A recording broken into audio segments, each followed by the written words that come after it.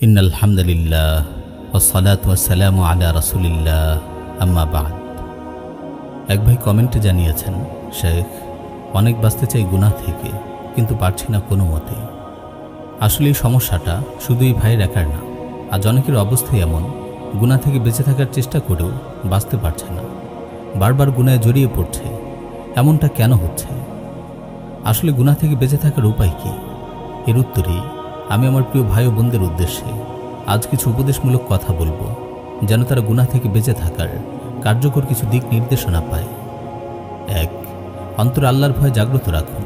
তাকওয়া অর্থাৎ আল্লাহ ভীতিই পারে একজন মানুষকে গোপন প্রকাশ্য সব ধরনের গুনাহ থেকে বাঁচিয়ে রাখতে।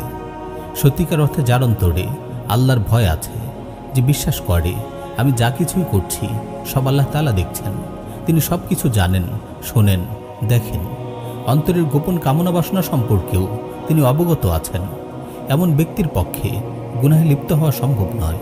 অন্তরে গুনাহের কামনা বাসনা জাগলেও সে আল্লাহর ভয়ে গুনাহ থেকে বিরত থাকবে। সুতরাং প্রিয় ভাই, গুনাহ থেকে বেঁচে থাকার জন্য অন্তরে আল্লাহর ভয় জাগ্রত রাখুন। আল্লাহ সব কিছু দেখছেন, এই বিশ্বাস অন্তরে বদ্ধমূল রাখুন। ২. গুনাহ থেকে বেঁচে থাকার জন্য আল্লাহর কাছে দোয়া করুন। আল্লাহ তাআলার সাহায্য ছাড়া বান্দার পক্ষে নেক কাজ করা সম্ভব নয়, এবং আল্লাহ তাআলার সাহায্য ছাড়া বান্দার পক্ষে গুনাহ থেকে বেঁচে থাকাও সম্ভব নয়। এজন্য অন্তরে আল্লাহ ভীতি জাগ্রত রাখার পাশাপাশি গুনাহ থেকে বেঁচে থাকার জন্য আল্লাহর কাছে তাওফিক চেয়ে দোয়া করতে থাকুন বেশি বেশি। ইয়া হাইয়্যু ইয়া কাইয়্যুম বিরহমাতিকা আস্তাগীথ আল্লাহুম্মা ইন্নী আসআলুকাল হুদা ওয়াত তুকা ওয়াল আফাফা ওয়াল গিনা লা হাওলা ওয়ালা কুওয়াতা ইল্লা বিল্লাহ ইত্যাদি মাসনুন দোয়া পাঠ করে আল্লাহর কাছে সাহায্য প্রার্থনা করুন। ৩. গুনাহের পরিবেশ থেকে দূরে থাকুন। গুনাহ থেকে বেঁচে থাকার কার্যকর একটি উপায় হলো গুনাহের পরিবেশ থেকে দূরে থাকা। যেখানে উপস্থিত হলে গুনাহে লিপ্ত হওয়ার আশঙ্কা রয়েছে, এমন স্থান থেকে অবশ্যই দূরে থাকতে হবে।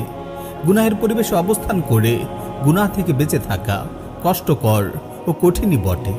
সুতরাং বুদ্ধিমান ও তাকওয়াবান তো সে যে গুনার পরিবেশকে এড়িয়ে চলে। আল্লাহ তাআলা পবিত্র কোরআনে বলেন, ওয়ালা তাকরাবুল ফাওয়াহিশা মা যাহারা মিনহা ওয়া মা বাতান, নির্লজ্জতার কাছেও যেও না, প্রকাশ্য হোক কিংবা অপ্রকাশ্য। আল্লাহ তাআলা আরো বলেন, ওয়ালা তাকরাবুজ জিনা ইন্নাহু কানা ফাহিশাতান ওয়া সাআ সাবিলা, আর তোমরা জিনার কাছেও যেও না, নিশ্চয়ই এটা অশ্লীল কাজ এবং মন্দ পথ। ৪. সৎসঙ্গ গ্রহণ করুন এবং অসৎসঙ্গ বর্জন করুন। নেককার লোকদের সান্নিধ্যে থাকলে অন্তর নেক কাজের দিকে ধাবিত হয়, পক্ষান্তরে বদকার লোকদের সান্নিধ্যে থাকলে গুনাহের দিকেই অন্তর ধাবিত হয়।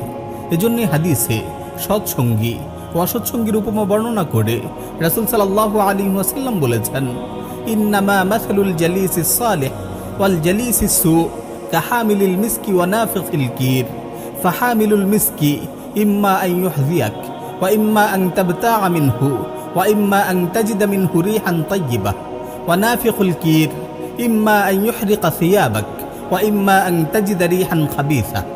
সৎসঙ্গী ও অসৎসঙ্গীর উদাহরণ হলো সুগন্ধি বিক্রেতা ও হাপড়ে ফুকদানকারীর ন্যায়।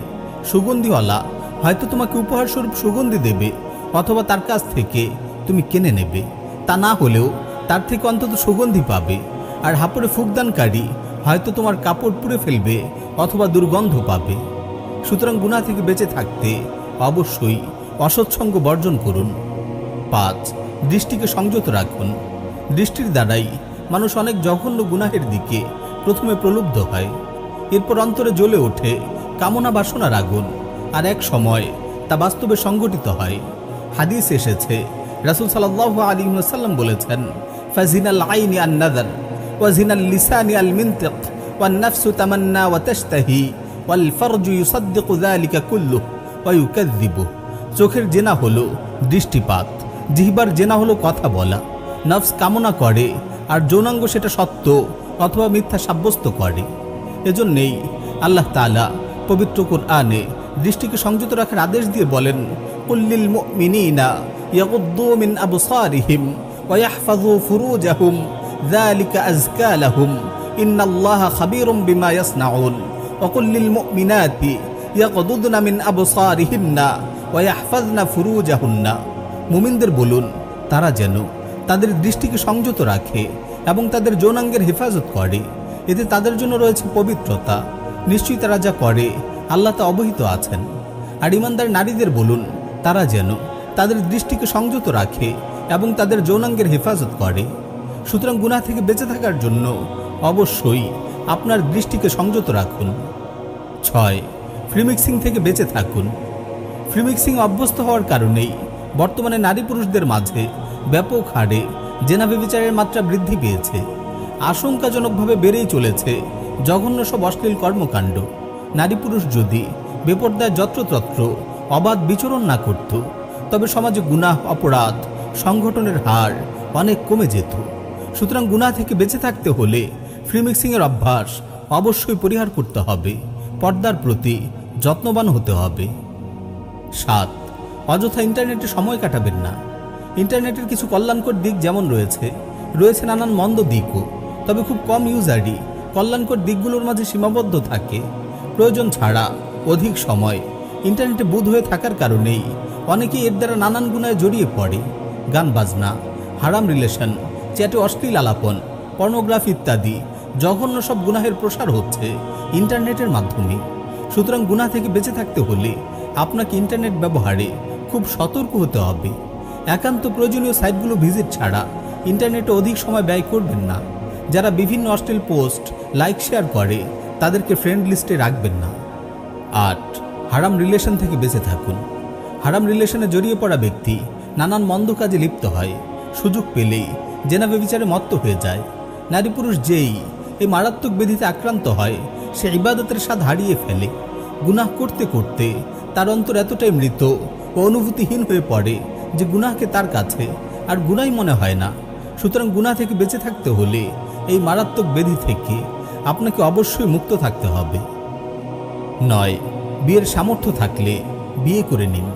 হারাম রিলেশন, মাস্টারবেশন, জেনা ব্যভিচারের মতো মারাত্মক সব গুনাহ থেকে বেঁচে থাকার সবচেয়ে কার্যকর একটি উপায় হলো বিয়ে করে নেয়া।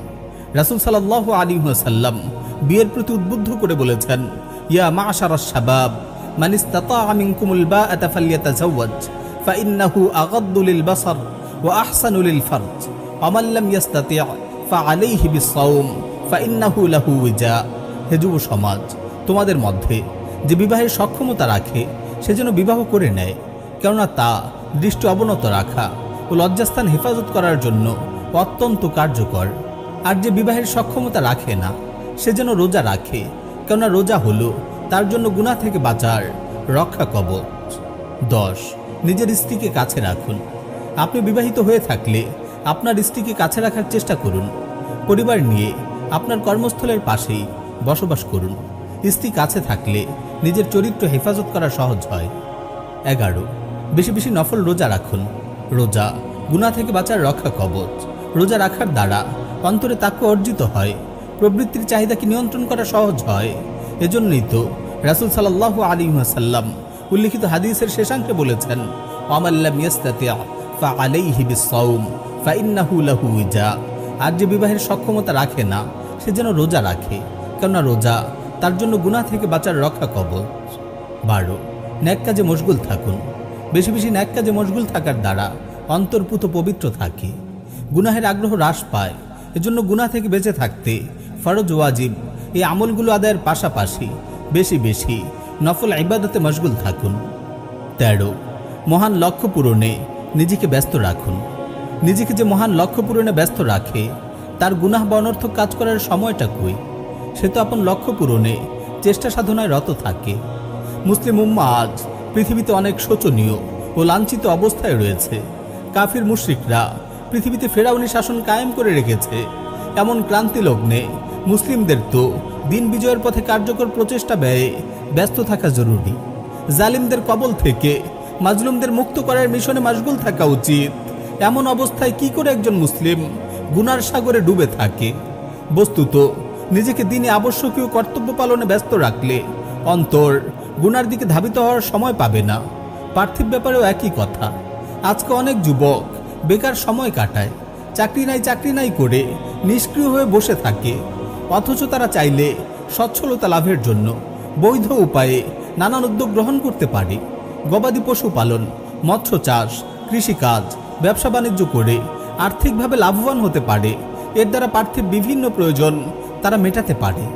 সুতরাং দিনই কোনো দায়িত্ব হোক কিংবা পার্থিব কোনো বৈধ কাজ হোক, নিজেকে উত্তম কোনো কাজে ব্যস্ত রাখুন, তাহলে গুনার দিকে ধাবিত হওয়ার তেমন সুযোগ থাকবে না। মন্দ আকাঙ্ক্ষাও অন্তরে স্থান পাবে না। 14, বেশি বেশি তাওবা ইস্তেগফার করুন। গুনাহ থেকে বেঁচে থাকার জন্য আল্লাহর কাছে বেশি বেশি তাওবা ইস্তেগফার করুন। কখনো গুনাহ হয়ে গেলেও তাওবা ইস্তেগফার করুন। গুনাহ থেকে মুক্ত থাকলেও তাওবা ইস্তেগফারের আমল জারি রাখুন। রাসূল সাল্লাল্লাহু আলাইহি ওয়াসাল্লাম কখনো গুনাহ করেননি, তবুও তিনি দৈনিক 100 বার আল্লাহর কাছে তাওবা ইস্তেগফার করতেন। হাদিস এসেছে, রাসূল সাল্লাল্লাহু আলাইহি ওয়াসাল্লাম বলেছেন, ইয়া আইয়ুহান নাস তুবু ইলাল্লাহ ওয়াস্তাগফিরুহু ফাইন্নী আতুবু ইলাল্লাহ ওয়া আস্তাগফিরুহু ফি কুল্লি ইয়াউমিন 100 মাররা। হে লোক সকল, তোমরা আল্লাহর কাছে তাওবা করো এবং তার কাছে ক্ষমা প্রার্থনা করো। নিশ্চয়ই আমি প্রতিদিন 100 বার আল্লাহর কাছে তাওবা ও ক্ষমা প্রার্থনা করি। 15, ইলম শেখা ও শেখানোর মাঝে ব্যস্ত থাকুন। জাহেল ও গাফিল হয়ে থাকা যাবে না। নিজেকে ইলম শেখানোর মাঝে ব্যস্ত রাখুন। দিনী বিধিবিধানগুলো জেনে আমলে সচেষ্ট থাকুন, তাহলে গুনাহ থেকে বেঁচে থাকা সহজ হবে।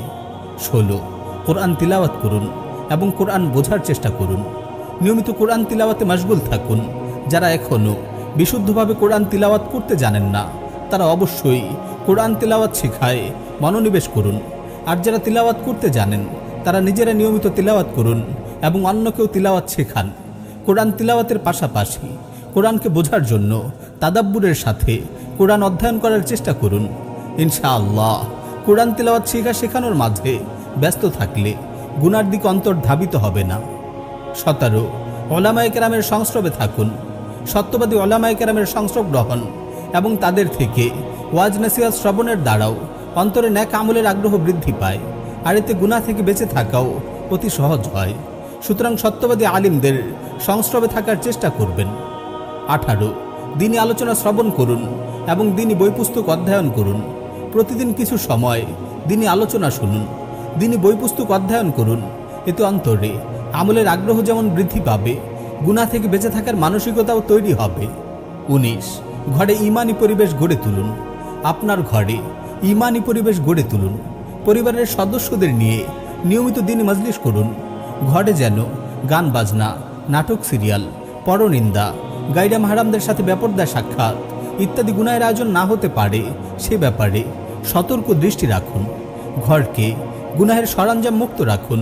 ঘরে ঈমানি পরিবেশ বিদ্যমান থাকলে পরিবারের সবার জন্যই গুনাহ থেকে বেঁচে থাকা সহজ হবে। 20, দাওয়াইল্লাহর কাজে সময় দিন। প্রতিদিন কিছু সময় গুরুত্বের সাথে দাওয়াইল্লাহর কাজে ব্যয় করুন।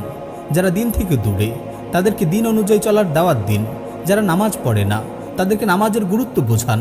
এভাবে যারা বিভিন্ন ন্যাক আমলের ব্যাপারে গাফিল, তাদেরকে সেসব ন্যাক আমলে অভ্যস্ত করে তোলার চেষ্টা জারি রাখুন। অনলাইন অফলাইন প্রতিটি ক্ষেত্রে দিনের দাওয়া ছড়িয়ে দিন। যারা দাওয়ার কাজে ব্যস্ত থাকে, তাদের জন্য ন্যাক আমল করা এবং গুনাহ থেকে বেঁচে থাকা সহজ হয়। আল্লাহর এই বাণীর কথা স্মরণ রাখুন, ওয়ামান আহসানু কাওলাম মিম্মান দাআ ইলাল্লাহ ওয়া আমিলা সালিহা ওয়া ক্বালা ইন্নানী মিনাল মুসলিমিন। ওই ব্যক্তির কথার চেয়ে কার কথা উত্তম, যে আল্লাহর দিকে আহ্বান করে, সৎকর্ম করে এবং বলে আমি মুসলিমদের অন্তর্ভুক্ত। 21, ঈমানি মুযাকারা জারি রাখুন। প্রতিদিন কিছু সময় হলেও ঈমানি মুযাকারা করুন। ঈমানি মুযাকারার দ্বারা ঈমান সতেজ হয়। ঈমানি শক্তি মজবুত থাকলে নেক আমল করা এবং গুনাহ থেকে বেঁচে থাকা সহজ হবে। মুআয ইবনে জাবাল রাদিয়াল্লাহু তাআলা আনহু বলতেন, ইজলিস বিনা নুমিন সাআহ, আমাদের সাথে বসো, কিছু সময় ঈমান আনি, অর্থাৎ ঈমান নিয়ে আলোচনা করি। 22, অসুস্থদের সেবা ও দুস্থ অসহায় মানুষদের সাহায্যে নিজেকে নিয়োজিত রাখুন। অসুস্থ মানুষদের সেবা এগিয়ে আসুন এবং নিজেকে দুস্থ অসহায় মানুষদের সাহায্যে নিয়োজিত রাখুন। তাদের অবস্থানের দিকে লক্ষ্য করে চিন্তা করুন যে আল্লাহ আপনাকে কত অনুগ্রহ দান করেছেন। এমন চিন্তা ভাবনার দ্বারা আপনি আল্লাহর শুকরগুজার বান্দা হতে পারবেন এবং তার নাফরমানি থেকে বেঁচে থাকতে পারবেন। 23, বেশি বেশি আল্লাহর জিকির করুন।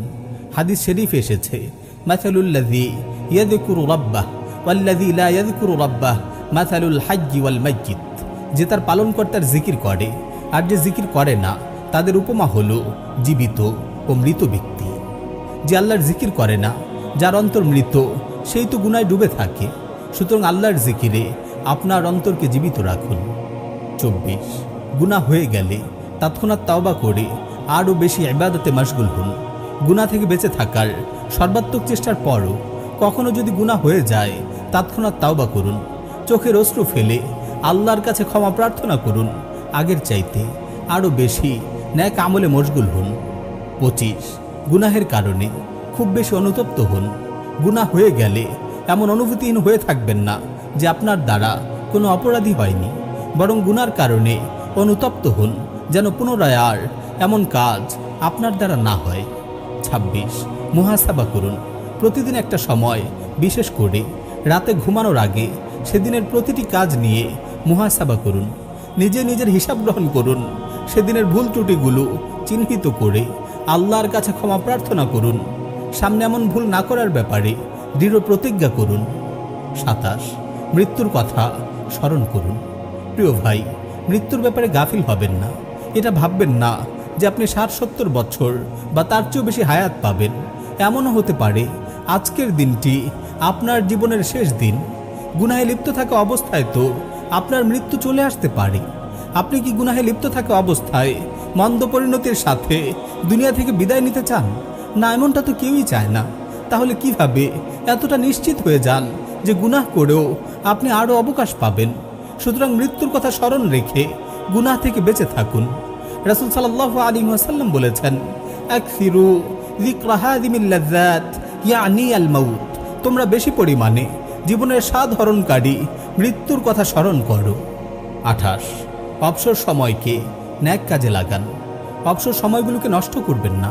এই সময়গুলো ন্যাক কাজে ব্যয় না করলে শয়তান আপনাকে মন্দ কাজের দিকে ঠেলে দেবে। সুতরাং আপনার সময়কে ন্যাক কাজে লাগান। 29 গুনাহের ক্ষতিকর প্রভাব ও পরিণামের কথা ভাবুন। দুনিয়ার জীবনে গুনার কারণে অনেক ক্ষতির সম্মুখীন হতে হয়। গুনার কারণে বরকত উঠে যায়, বান্দা রিজিক থেকে বঞ্চিত হয়। হাদিস শরীফ এসেছে, রাসূল সাল্লাল্লাহু আলাইহি ওয়াসাল্লাম বলেছেন, ইন্নার রাজুলা লা ইউহরামুর রিজকা বিয-যামবি ইউসিবুহু, মানুষ তার কৃত গুনাহের কারণে রিজিক থেকে বঞ্চিত হয়। এছাড়াও গুনার অনেক ক্ষতিকর প্রভাব রয়েছে। তাওবা না করে মৃত্যুবরণ করলে আখিরাতেও এর জন্য কঠিন শাস্তি ভোগ করতে হবে। সুতরাং গুনাহ থেকে বেঁচে থাকতে গুনাহের এসব ক্ষতিকর প্রভাবগুলোর কথা ভাবুন। এই ভাবনার ফলে গুনাহ থেকে বেঁচে থাকা আপনার জন্য সহজ হবে। 30 আল্লাহর কাছে সকল কৃতকর্মের হিসাব দিতে হবে। এই কথা খেয়াল রাখুন। আপনি ভালো মন্দ যাই করছেন, হাসরের ময়দানে আল্লাহর কাছে সকল কৃতকর্মের হিসাব দিতে হবে। অনুপরিমাণ ন্যাক আমল ও বদ আমলও সেদিন পরিমাপ করা হবে। আপনি যে অঙ্গ প্রত্যঙ্গ দিয়ে গুনাহ করেছেন, সে অঙ্গ প্রত্যঙ্গ আপনার বিরুদ্ধে সাক্ষ্য দেবে। সুতরাং আল্লাহর কাছে সকল কৃতকর্মের হিসাব দিতে হবে। অন্তরে সর্বদা এই বিশ্বাস বদ্ধমূল রাখুন। ছোট বড়, গোপন প্রকাশ্য সব ধরনের গুনাহ থেকে বেঁচে থাকুন। আমার প্রিয় ভাই ও বোন, আমি এখানে গুনাহ থেকে বেঁচে থাকার কার্যকর 30টি উপায় নিয়ে আলোচনা করেছি। এই বিষয়গুলোর প্রতি লক্ষ্য রাখলে আশা করি গুনাহ থেকে বেঁচে থাকা সহজ হবে ইনশাআল্লাহ। আল্লাহ সুবহানাহু ওয়া তাআলা আমাদের সবাইকে গুনাহ থেকে বেঁচে থাকার তৌফিক দান করুন। আমিন ইয়া রাব্বাল আলামিন।